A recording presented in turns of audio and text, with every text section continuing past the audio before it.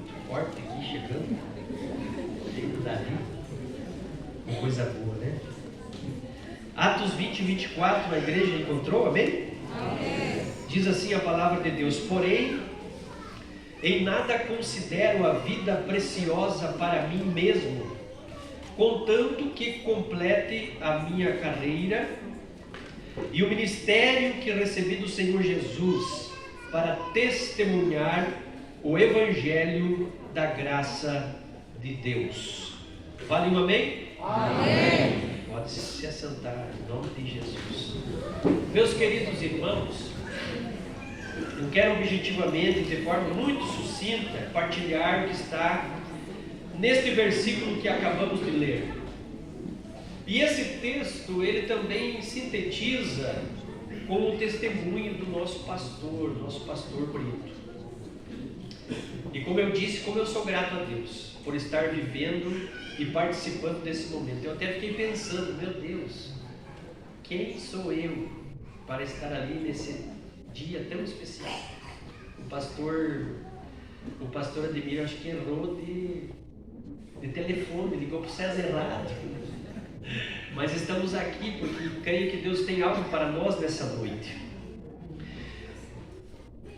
E é importante que a igreja reconheça esse momento de gratidão que o pastor, a sua esposa e toda a família que está aqui presente. É muito lindo a família estar presente, estar oferecendo a Deus esse momento de gratidão pelo aniversário de vida, pelo aniversário de casamento, pelo tempo de ministério que o pastor Brito e a irmã Doquinha estão nesta jornada.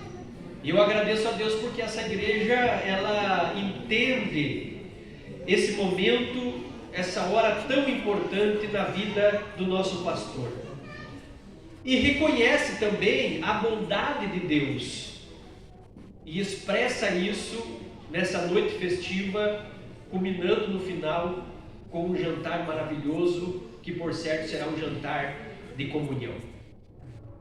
Mas eu quero tratar nessa noite sobre 3 aspectos, nesse versículo que lemos, os 3 aspectos da excelência do ministério. 3 aspectos da excelência do ministério. O contexto aqui, nessa leitura, é um contexto de despedida do apóstolo Paulo.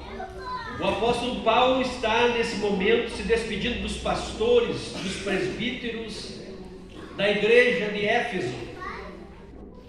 Ele passara naquela cidade, capital de uma província da Ásia Menor, e ele passa nessa cidade 3 anos.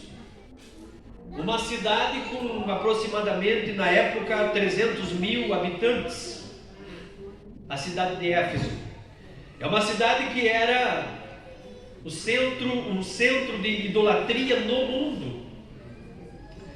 Por quê? Porque ela hospedava o grande templo da deusa Diana, uma das 7 maravilhas do mundo antigo. Uma cidade fortemente marcada pelo ocultismo. E agora o apóstolo Paulo, ele chega naquela cidade. E ele chega naquela cidade sem os recursos que hoje nós temos. Sem internet, sem WhatsApp, sem Instagram, sem Facebook, sem Orkut, sem nada. Mas ele chega na autoridade do Espírito Santo, direcionado por Deus para levar a palavra de Deus naquela cidade. E a história nos mostra que em 3 anos, a história daquela cidade muda. Aquela cidade é transformada. Nós vemos que a idolatria, ela recua. A feitiçaria, ela entra em colapso. E a palavra de Deus prevalece. E Paulo, nós vemos na palavra de Deus que pela graça do Senhor, ele começa a plantar igrejas em toda a província. E ele planta igrejas em Esmirna, em Pérgamo, em Tiatira, em Sardes, em Filadélfia, em Laodiceia, em Colossos, em Hierápolis, ele planta igrejas. E agora Paulo está nesse momento, nesse contexto que lemos, ele está saindo dessa cidade rumo a Jerusalém. E então, nesse momento de saída, de despedida, ele convida os líderes, ele convida os pastores, ele convida os presbíteros dessa igreja, desta cidade portuária, de onde embarcaria rumo a Jerusalém. E nessa conversa, onde ele chama os líderes, os pastores, os missionários, o que ele faz nessa conversa? Ele acentua essa verdade magna da excelência do ministério. É uma verdade magna da excelência do ministério. E olha o que ele diz assim, em nada considero a vida preciosa para mim mesmo, contanto que complete a minha carreira e o ministério que recebi do Senhor Jesus para testemunhar o evangelho da graça de Deus. E eu destaco aqui 3 pontos neste verso. E o primeiro ponto que eu destaco aqui é a vocação. Quem está comigo, diga amém. Amém. O irmão também quietinho, né? Glória a Deus. Eu destaco aqui 3 pontos. E nesse primeiro destaque é a vocação. Que vocação? A vocação pastoral. Olha o que Paulo diz. Ele diz assim, o ministério que recebi do Senhor Jesus. Perceba que Paulo, ele não era um voluntário. Paulo não era um voluntário. O que Paulo era, então, irmão César? Paulo, ele era um convocado. Diga comigo, convocado. Convocado. Alguém chamado. E esse chamado foi chamado por Jesus. Ministério, irmãos. Ministério é um altíssimo privilégio, mas não é uma obra voluntária. Ninguém deva se apresentar para ser pastor. Você deve ser chamado para ser pastor. E vocação é um chamado irresistível. São como algemas invisíveis. E quando Deus chama, você atende. Quando Deus chama, você sabe que é Deus que está te chamando. Quando Deus chama, as pessoas que estão ao seu redor sabem que você é um vocacionado por Deus. As pessoas percebem que há algo de Deus na tua vida. Você não é um intrometido, você não pulou a janela, você não forçou a porta. Por quê? Porque você é vocacionado, você é convocado, você é chamado por Deus para ser um pastor, para ser um missionário, para ser alguém que faça a obra de Deus. Num dos capítulos do livro chamado O Pregador, Sua Vida e Obra, de John Henry, ele trata de vocação. Muitas pessoas, meus queridos irmãos obreiros que estão aqui nessa noite, muitas pessoas confundem vocação pastoral, pensam que a vocação, ela se dá assim, mais ou menos assim. Eu tentei vestibular para medicina, não consegui. Aí achei que não era bem isso. Então o que eu faço? Faço um vestibular para direito. Eu também fracasso. Aí eu penso que de fato e de verdade devia ser para outra área. Faço engenharia. Levo na cabeça de novo. Tenta ser comerciante, também não dá certo. Tudo que eu ia fazer não dava certo. Aí eu tive uma brilhante ideia. Descobri que Deus estava me chamando para o ministério. Irmãos, isso não é vocação. Isso não é vocação. Vocação não é quando você tem todas as portas fechadas e você então só visualiza uma porta de escape, o ministério. Não está dando nada certo na minha vida, então eu creio que Deus tem um chamado para mim. É o ministério. Não, isso não é vocação. A vocação, irmãos, preste atenção aqui.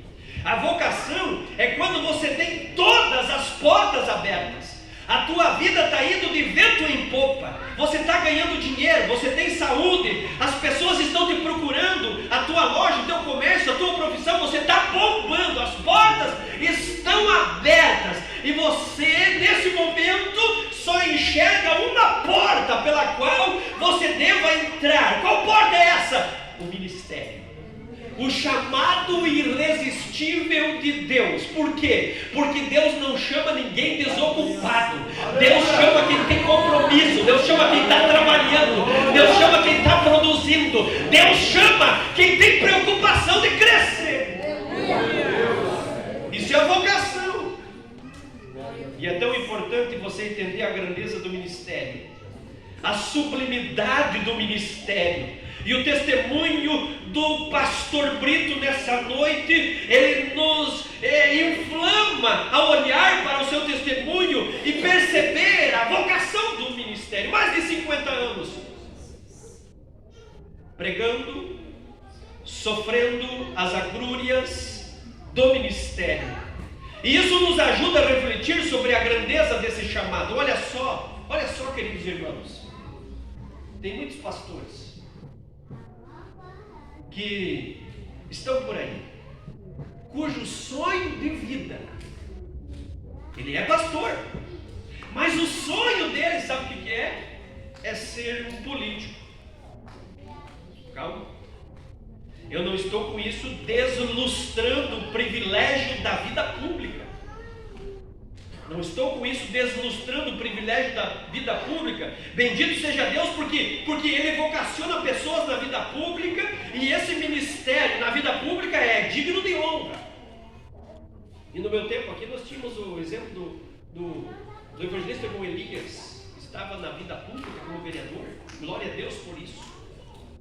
Não estou aqui desmerecendo, mas o que eu estou aqui dizendo nessa noite? Que alguém que recebeu o sublime chamado para ser pastor não deva flertar, nem paquerar, nem sonhar, nem desejar outros chamados. Por quê? Todo pastor, todo homem de Deus chamado para o ministério, ele precisa ter esse senso de grandeza, desse chamado. Qual é? O ministério que recebi do Senhor Jesus.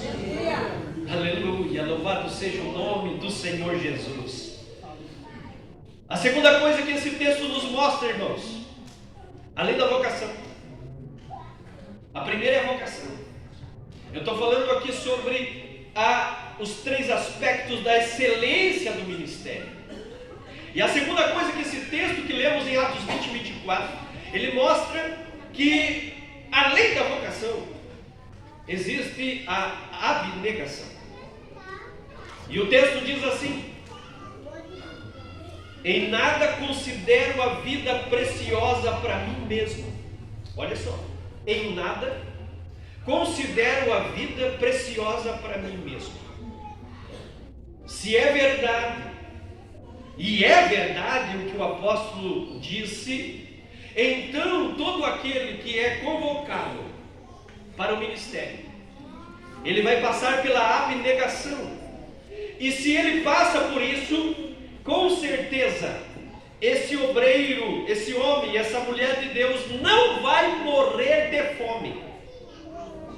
Pode passar por dificuldades, vai passar por dificuldades, vai passar por problemas, por aflições.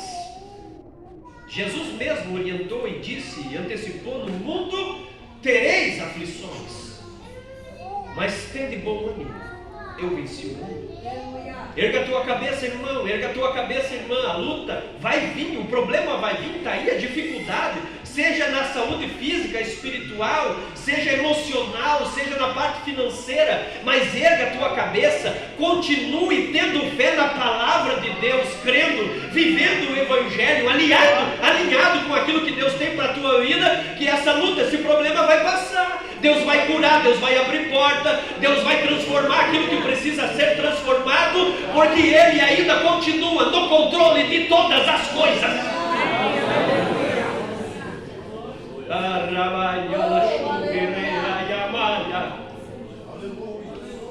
É a abnegação. Eu penso que na época em que o pastor Brito iniciou seu ministério, pastor, o obreiro não tinha os recursos que temos hoje. O pastor disse aqui, misericórdia. Há 50 anos atrás, não tinha os recursos que temos hoje. As facilidades, graças a Deus por isso, glória a Deus por isso. Mas imagine o tempo que o pastor Brito começou. Às vezes você olha ele hoje aqui, e às vezes até critica, às vezes até fala mal, ou pensa, não fala, mas pensa.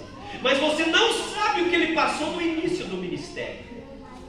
Aquilo que ele teve que deixar em prol da igreja, em prol dos irmãos, em prol do ministério, sacrificar a família, sacrificar talvez muitas vezes o seu ganho particular para entregar na mesa de um irmão, de uma irmã. Abnegação. Olha o que Paulo disse: em nada considero a vida preciosa para mim mesmo. Naquela época não tinha os recursos e condições que temos hoje. Com certeza era mais difícil, era mais sofrido. Então, se é verdade que quando Deus chama, que quando Deus convoca, Ele não vai deixar morrer de fome. Ele vai abrir porta, Ele vai trazer os recursos necessários, Ele vai trazer aquilo que falta, aquilo que precisa, Ele vai auxiliar, Ele não vai abandonar aquele que Ele chama, Ele vai capacitar, Ele vai erguer, Ele vai preparar, Ele vai abrir porta, Ele vai usar o que precisa ser usado. Por quê? Porque Ele tem um compromisso com aquele que Ele chama.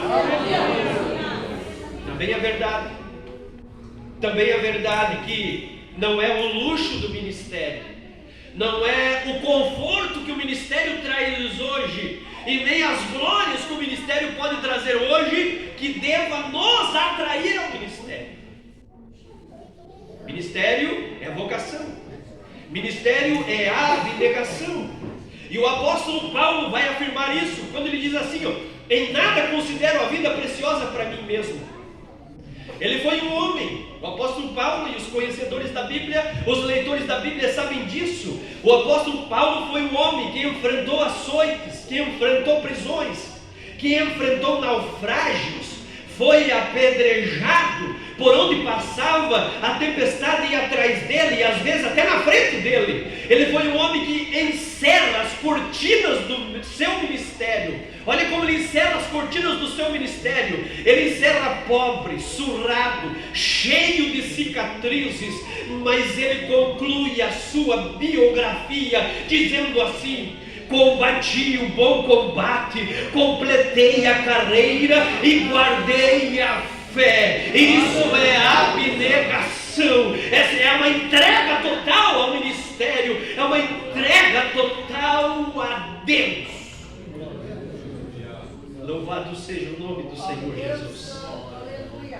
Quando o missionário presbiteriano Ashbel Green se montou, filho de médico, presbítero, deputado nos Estados Unidos, o nono filho, o caçula, ele recebe o chamado de Deus, a convocação de Deus para ser pastor. Ele entra para o seminário e ele termina o seminário de Princeton. E um dia, ele escutava o seu professor Charles Roth pregando sobre missões. E naquele dia, naquele momento em que ele ouvia a mensagem, o coração dele ardeu para vir para o Brasil. E na época, um país de doenças endêmicas avassaladoras, de muita pobreza, miséria econômica, social, e alguém olha para ele e diz assim: você é louco de ir para o Brasil.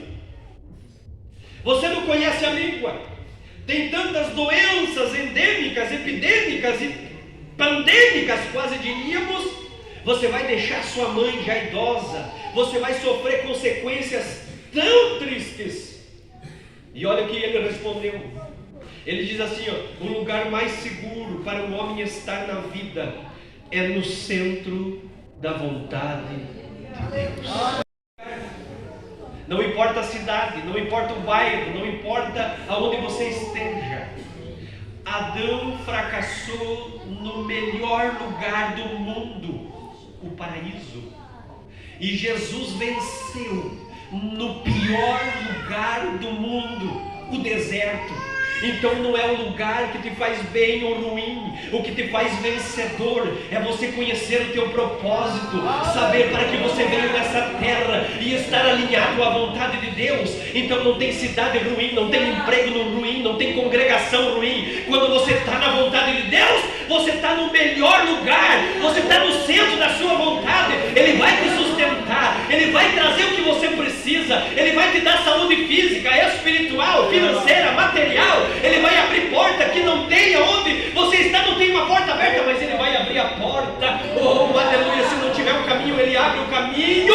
Ele é o mesmo Deus que fez o povo andar por sobre as águas. Aliás, fez Pedro andar por sobre as águas. É o mesmo Deus que abriu o mar vermelho para o povo passar em terra seca. Ele continua sendo o mesmo Deus. Quem mudou fomos nós, mas Ele continua sendo fiel.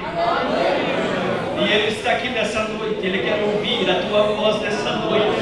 Ele quer ouvir um brado do teu coração dizendo que você ama Ele, que você está disposto a servi-lo, a amá-lo de todo o coração, de se entregar a Ele de toda a tua alma, tua mente e tudo que você tem. Oh, é chegada a hora, meus queridos irmãos, igreja de Colorado. Oh, aleluia, é chegado o momento de nós buscarmos a Deus de todo o nosso coração.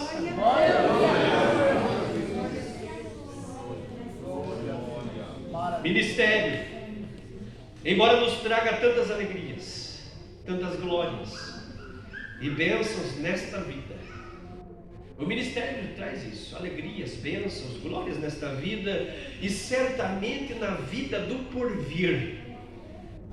Mas o que deve nos mover no ministério, o que deve nos mover no ministério não é as alegrias, não são as glórias, não são as bênçãos nesta vida e as que virão no porvir, mas o que deve nos mover no ministério é um sentimento de abnegação. Falar aquilo que Paulo falou e viver aquilo que Paulo também viveu. Em nada considero a vida preciosa para mim mesmo. Amém? Amém. Um grande esportista de Londres, londrino, Carlos Studd. Ele era um ídolo nacional no mundo esportivo, conhecido e amado na sua nação. E esse homem, esse Carlos Studd, esse esportista, ele recebe um chamado de Deus. Ele é convocado por Deus para ser missionário. E ele vai para a Índia. E depois ele vai para a África. E alguém não entendendo isso, como que alguém pode largar a riqueza, pode largar o sucesso, a fama, o glamour, os holofotes para ser missionário, disse assim: você vai ser missionário? Isso é um sacrifício grande demais para você fazer. E ele respondeu: se Jesus Cristo é Deus, e Ele deu a sua vida por mim, então não tem sacrifício tão grande que eu possa fazer por amor a Ele. Abnegação. O pastor Brito é um exemplo para nós, irmãos, igreja, obreiros. Porque hoje o que vemos aí, pessoas querendo usar Deus na internet, no Instagram, no Facebook, querendo se vangloriar, querendo fazer aquilo que Deus não disse para fazer. Não são abnegados, estão em busca de likes, estão em busca do que mais é. Dinheiro é importante, né? Bastante status. Status e seguidores, não é assim? Né? Estão aí buscando seguidores. Nós devemos buscar seguidores para Jesus Cristo. Ser exemplo para os fiéis na palavra, no trato e na caridade. Aleluia. Louvado seja o nome do Senhor. Mas finalmente, meus irmãos, eu sei que temos ainda mais programação. Esse texto nos apresenta a terceira verdade. A primeira qual que é? Já esqueci. Vocação. Diga comigo, vocação. Vocação. A segunda é? Abnegação. Diga comigo, abnegação. Abnegação. E a terceira é paixão. Diga comigo, paixão. Paixão. Diz o seguinte, o versículo que lemos: nada considera a vida preciosa para mim mesmo, contanto que complete a minha carreira e o ministério que recebi do Senhor Jesus. Para quê? Para quê? Para testemunhar o Evangelho da graça de Deus. Essa é a motivação. Testemunhar o Evangelho da graça de Deus. É isso, meus queridos irmãos, igreja em Colorado, que aquece a alma. É isso que faz os olhos brilharem. Não é qualquer outra vantagem nessa vida. Não é carro, não é o carro da igreja, não é a casa da igreja, não é o dízimo dos irmãos, não é a oferta, não é os instrumentos da banda, não é nem outra vantagem nessa vida. Mas o que é então, meu querido irmão César? O único vetor que move o seu coração é testemunhar o Evangelho da graça, é pregar essa palavra, é pregar o Evangelho, é anunciar esta boa nova da salvação, é ser o embaixador de Deus aqui na cidade de Colorado e região, é ser o ministro da reconciliação do homem com Deus, é ser boca de Deus nesse mundo que está sem rumo, está perdido, não sabe o que faz, está na escuridão. É levar essa palavra santa, poderosa, verdadeira, em qualquer circunstância. Ou você preso, ou você solto, ou você com saúde, ou você doente, ou você com dinheiro, ou você sem dinheiro. Não importa aqui, não importa lá, não importa acolá. Só tem uma bandeira, uma única bandeira que move o seu coração, que rege a sua vida. É pregar a palavra de Deus, é testemunhar da graça do Deus eterno que nos salvou. É isso que é paixão, é vocação, é abnegação. Em todo momento ele está falando de Jesus, em todo momento ele está pregando Jesus, e se precisar, ele fala alguma coisa. É testemunho de vida, é lá em casa, com a esposa e com os filhos. Não adianta nós estar aqui na igreja bonitinho, de terno, gravata, sapato de cristal, de verniz, mas quando chega em casa é palavrão, é gritedo, é tapa pra cá, é porta batendo pra lá, é filho gritando ali, é filho gritando lá, não tem paz, não tem alegria. Lá no comércio é um nó cego, não paga as contas, tá com o nome no Serasa, no CCF, porque é nó cego mesmo, porque tem situações que a gente entra, a gente não quer, mas entra, mas você quer resolver. Mas tem gente que não está nem aí, mas aqui quer ser aplaudido, quer ter oportunidade para pregar, quer ter oportunidade para fazer, mas antes tem que se converter. Amém? Glória a Deus.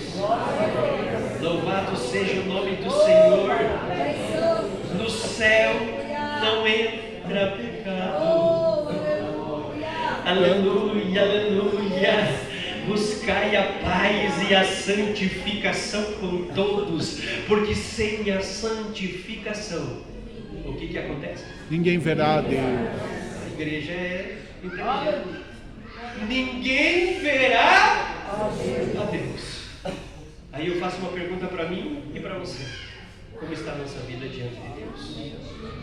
Se hoje soar o toque da trombeta, como estaremos? O que apresentaremos? Hoje é noite de oportunidade. Oh, aleluia, eu sinto a graça de Deus aqui.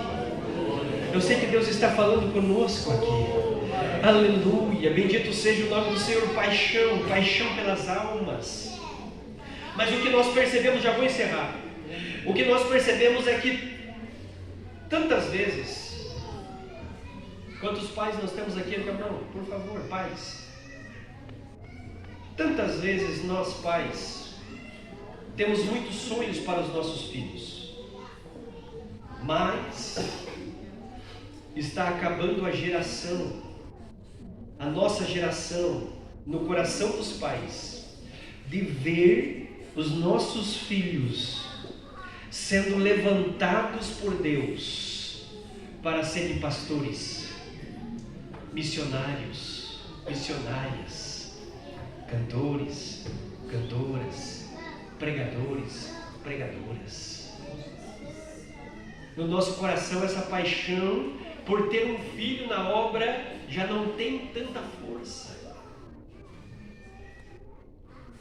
Temos visto com certa preocupação que até muitos estão indo, mas o coração dividido. O coração dividido. Quando você vai apurar os fatos, parece que a pessoa que foi não tem senso de chamado. Estão divididos entre uma formação secular e o chamado. Por quê? Por que eles pensam nisso? Porque na cabeça deles não querem, não podem depender da igreja.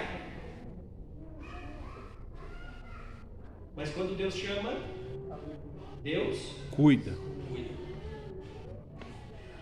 Mas na mente dos nossos filhos, dos nossos jovens, muitas vezes passa esse medo. Não, eu preciso. É bom, claro, irmão, é salutar, é importante. Mas se você tem o chamado, Deus vai te sustentar. Mas quando acontece isso, cria-se uma ideia na cabeça deles de que o ministério vira bico. Vira bico. E aí, o coração não arde mais pela obra, pelo ministério. E aí, não tem mais dependência de Deus. E aí, ministério já não é aquilo que inflama a alma, que traz brilho nos olhos. E talvez você venha aqui nessa noite e você já não tem esse brilho nos olhos. Você já não tem essa chama no teu coração. Você talvez veio aqui porque é um culto de ação de graça e você não queria perder a homenagem ao pastor. E claro, aproveitar a feijoada. Mas talvez o teu coração já não arde mais, como ardia quando você aceitou Jesus no teu primeiro amor. Você lembra do teu primeiro amor? Você lembra que você queria estar todo dia na igreja? Você lembra que você queria estar todo dia cantando, ensaiando, orando? Você lembra que quando você buscava o batismo no Espírito Santo, você saía da igreja, clamando a Deus, buscando a Deus, chegava em casa, continuava orando, passava às vezes muitas horas em casa orando, buscando o batismo no Espírito Santo, mas agora, como é que está o teu coração?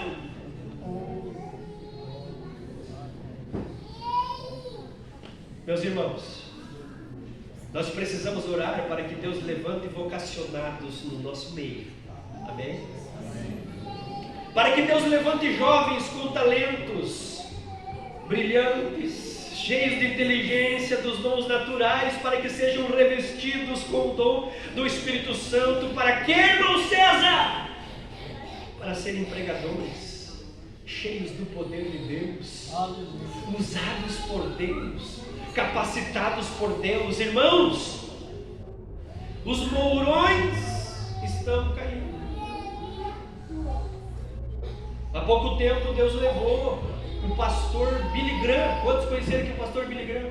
Erga a mão. Já ouviram falar? Os mourões estão caindo. Deus está levando alguns entre os seus vocacionados, e nós não podemos ter um hiato tão longo daqueles que estão indo para aqueles que estão se levantando. E eu convido, com a permissão do pastor Brito, posso pedir para a igreja colocar de pé? Pastor, se coloca de pé nesse instante, eu vou encerrar aqui.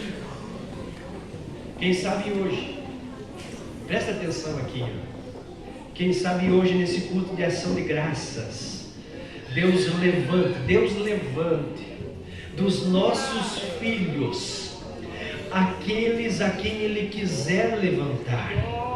Que as mães, que os pais, que os avós, que os bisavós comecem a orar com fervor, comecem a orar com vontade. Para que, irmão César?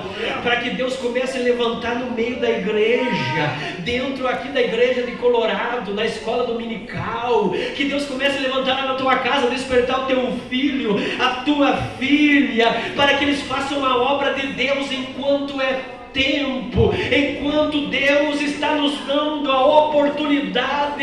Irmãos, nós podemos até juntar riquezas aqui com a nossa profissão, com o dom que Deus, o talento que Deus nos deu, podemos sim, mas se nós nos entregarmos a Deus para fazer a sua vontade, no ministério que Ele tem dado a cada um, certamente nós juntaremos riquezas lá no céu.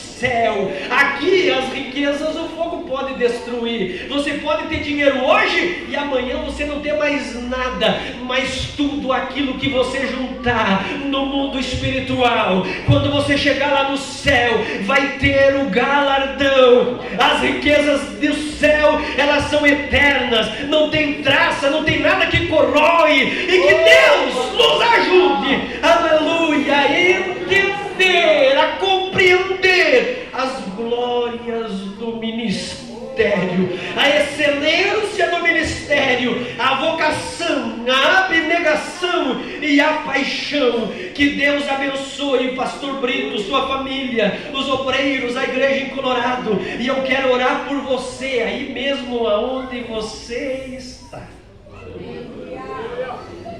Se você recebeu essa palavra não é minha, essa palavra é de Deus. Só você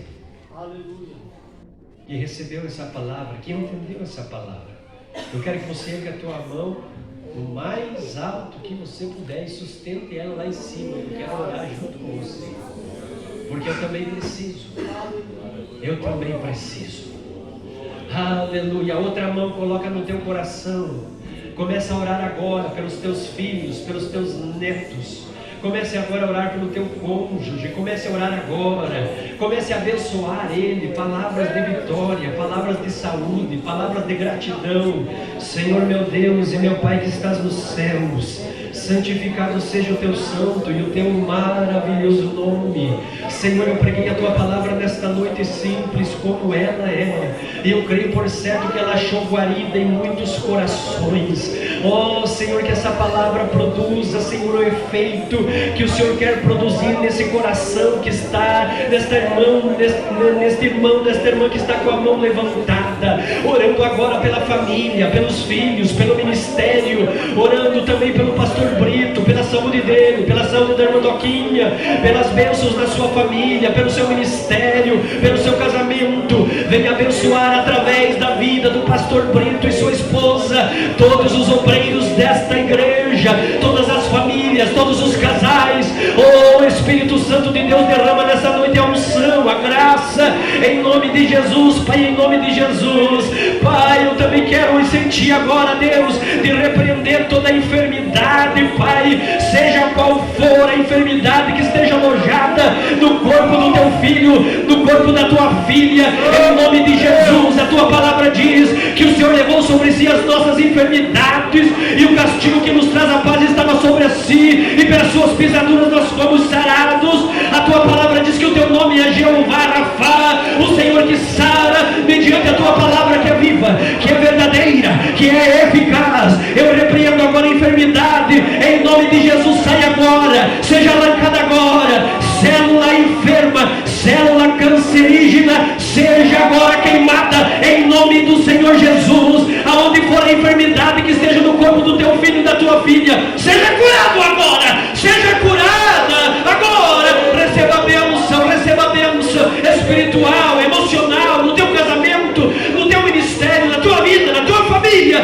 em nome de Jesus, em nome de Jesus, amém.